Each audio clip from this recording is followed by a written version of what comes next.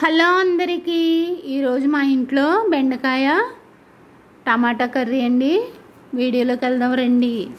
ఇందులోకి ఉప్పు, కారం, పసుపు, జీలకర్ర పొడి, మెంతుల పొడి, ధనియాల పొడి, ఉల్లిపాయలు బ్రౌన్ కలర్ వచ్చే వరకు వేగించి అందులోకి ఉప్పు, కారం, పసుపు, ధనియాల పొడి, జీలకర్ర పొడి కూడా వేసుకుని వేపించిన తర్వాత ఫస్ట్ ఆడుకున్న చింతపండు, టమాటా పేస్ట్ చేసుకుని పేస్ట్ కూడా వేసుకుని మరో 5 నిమిషాలు వేపించుకుంటే దీంట్లోనే ఉందండి, వేపిన దాంట్లోనే ఉంది కూర రుచి ఇంతనే.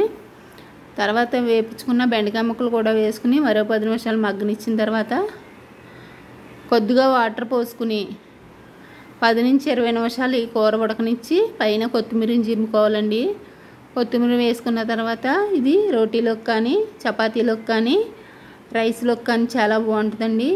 నా వీడియో నచ్చినట్టయితే మీ ఫ్రెండ్స్ అండ్ ఫ్యామిలీ నెంబర్కి షేర్ చేయండి, లైక్ చేయండి, కామెంట్ చేయండి, సబ్స్క్రైబ్ చేసుకోండి ఫ్రెండ్స్.